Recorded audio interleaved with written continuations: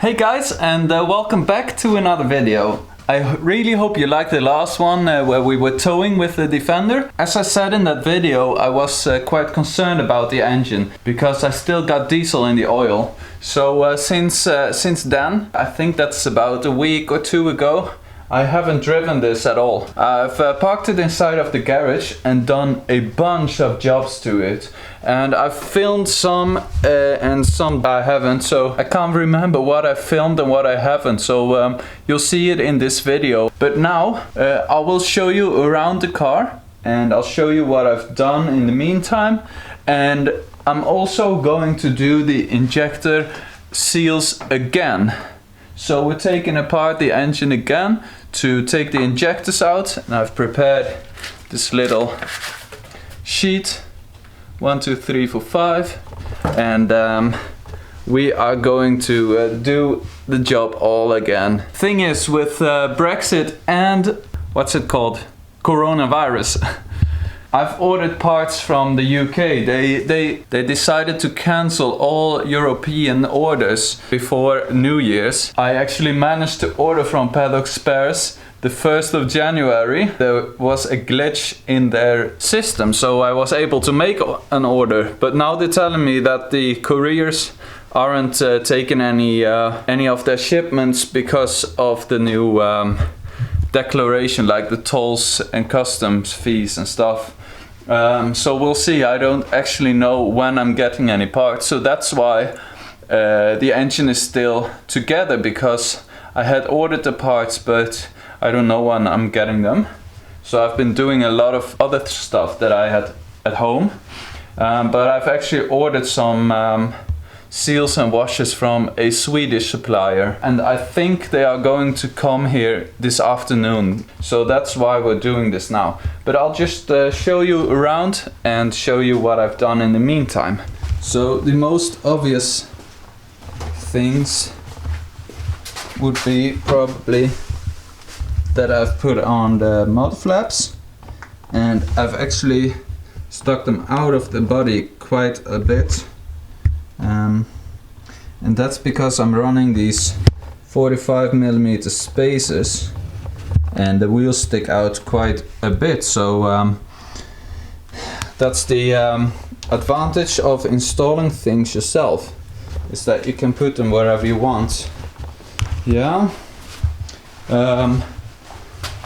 Here we have a spring, because I've been taking off the springs. The other side is almost done as well, because I had some really bad play in the bushes of the shock absorber. The MOT guy, he told me, yeah, the car is fine and stuff, but just make sure to replace those bushes, because the shock absorber could jump up and down by about 2 centimeters, almost an inch. So I've actually taken everything off, and now I've cleaned off the chassis as well from all the loose stuff, and now I can undercoat this part of the chassis too, so it will be nice to match it. Also install the mud flap there, and sticks out equally much. And I've done a bunch of wiring. I actually have prepared all the wiring for the roof rack lights, and that's gonna be really nice. Oh, I've put on some wind deflectors too. I ordered a full set, but I only got the front ones, and this was, I think it was back in summer or September or something. But yeah, I only had 2 in the package, obviously, but they look alright. I'm not sure about the tinted ones, because you lose quite a lot of vision. There's like almost 2 inches that gets dark, so we'll see if that works here in Sweden. And then I've been working on the interior too. So the Swedish ones have a automatic running light, so the low beam automatically turns on when the car is on, and that box is faulty. So I've done a bunch of rewiring, making sure all the wires were completely in working order. I've ordered new switches too, New switch, and a new switch for the wipers too, because they don't cancel at the correct position. So that's that. And then in here, below there, you can see all the wires for the lights for the roof rack. I have a video about all that wiring when I did it to my Discovery 2, so I'll link that below so you can watch it, and it will also be at the end of this video. You can click it. So the roof rack is here, and I've just put it like that so it's most out of the way as possible.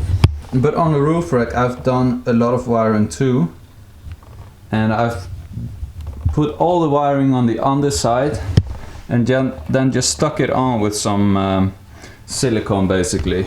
On the sides we have lights that are white in the middle, and then they are orange on the sides, and the orange lights can be just regular lights, just on, or they can be used as strobes, so as warning lights basically. On the back we have my reverse lights, both sides, and then on the front we have spots, and I've put them on in the Camel Trophy style, so 2 on each side. So I'm really excited for this, and the spots will match perfectly with the spots that I have there, so they are the same size. So yeah, that will be really nice, I think.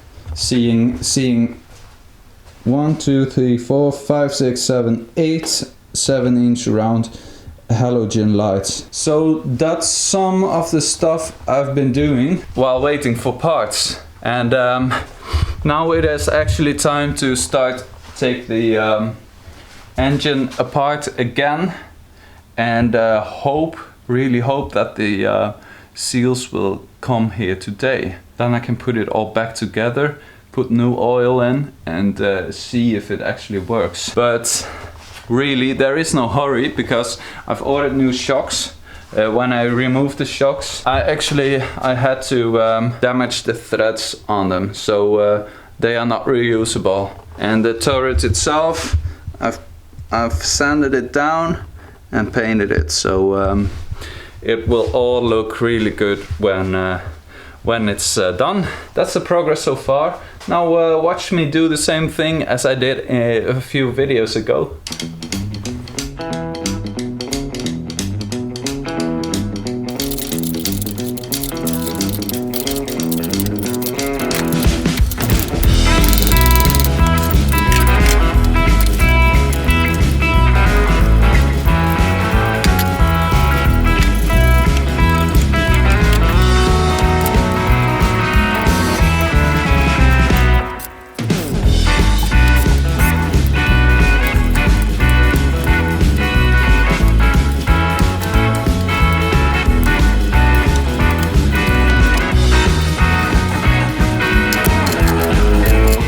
Yeah, now that's the easy part done, taken most of it off, and now it's time to get my special tool again, just a pipe wrench that's cut off, get the injectors out, and that's basically the hardest part of this whole thing.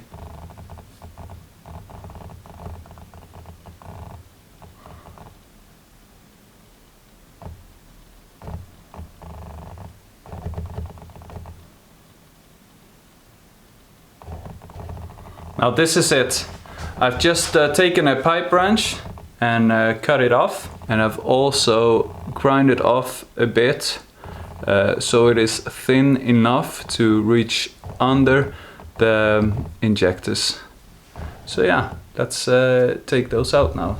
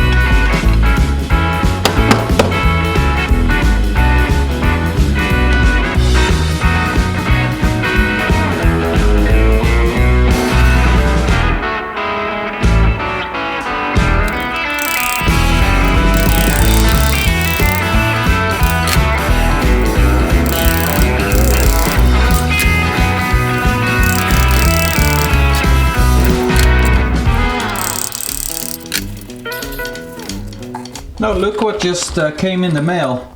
Some new washers and seals. So I'm very happy about that they arrived. It's Friday today, so if they hadn't arrived today I would have had to wait until Monday. So yeah, that's really nice. So let's install these on the injectors again.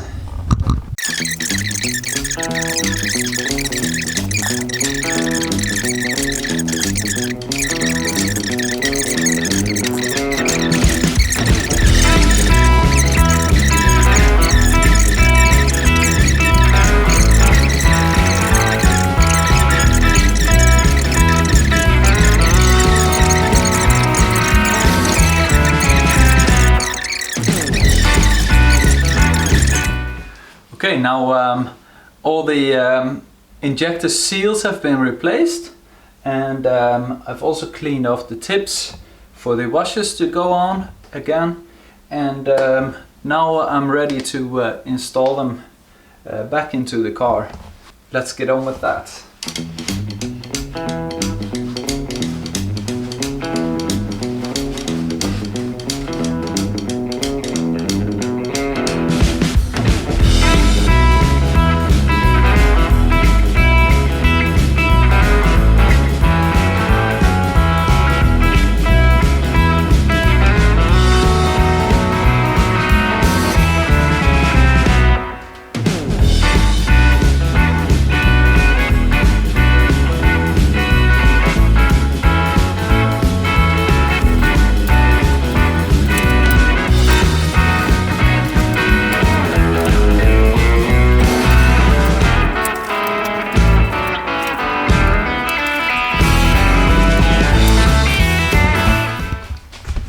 So now all the injectors are popped back into place, and it's very important that you feel it click into place. Then you know that the seal is in the correct position. So now it's just a matter of putting all the clamps back, torquing the injectors down, and then putting the rocker shaft back on, torquing that down, and then setting the correct injector distance basically on the rockers.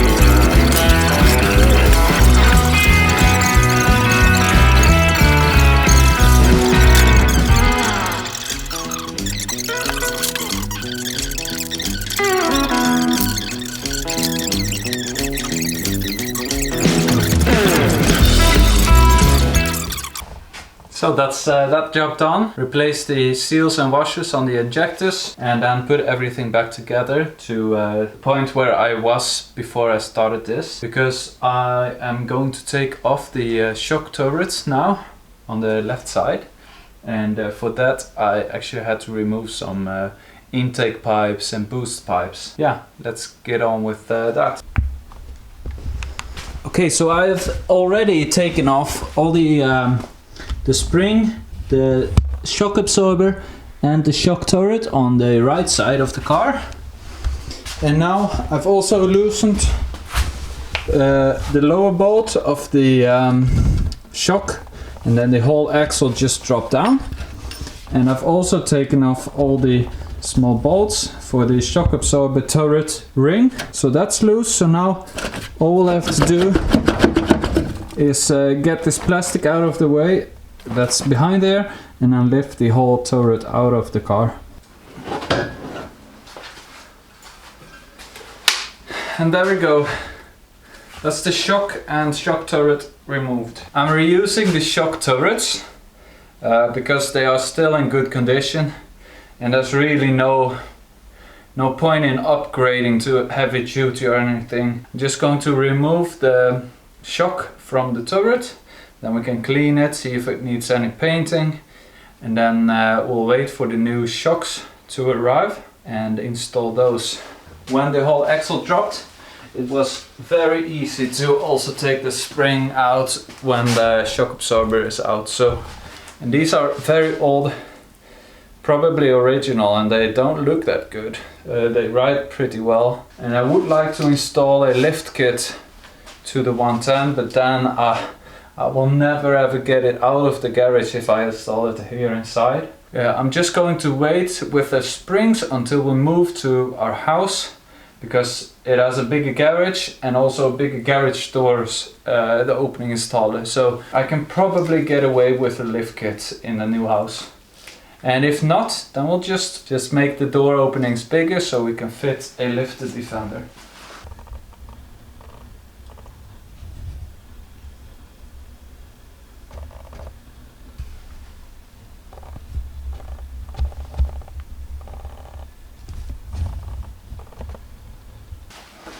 So I'm guessing that is all for this video. Not much to show you, not much to teach you, but I'm really happy that replacing of the injector seals went that easy. I also got a lot of things done to the car that just wouldn't have been done if the car was drivable. Then I would have been out driving it, and no progress would have been made. We are waiting for parts, so most important would be the fuse and relay box for the headlights, so that I can use my headlights again. And then we're waiting for shocks, so and also the new turret rings, because this is quite nasty. Let's see, yeah, it's very rusty, and the one side actually broke off, so I need new ones. So we're waiting for those, the relay box, new shocks, and then we're waiting for all my stuff from the UK. So I've ordered checker plate for the wing tops, because the wing tops on this one are dented really badly. And then we're waiting on a bunch of other nice stuff, like new switches for the lights and the washers and everything. So yeah, please like and subscribe, and please share this video with other people too. Just share any other video of mine, and follow me on Instagram if you haven't already, and we'll see you in the next one. Thank you so much for watching.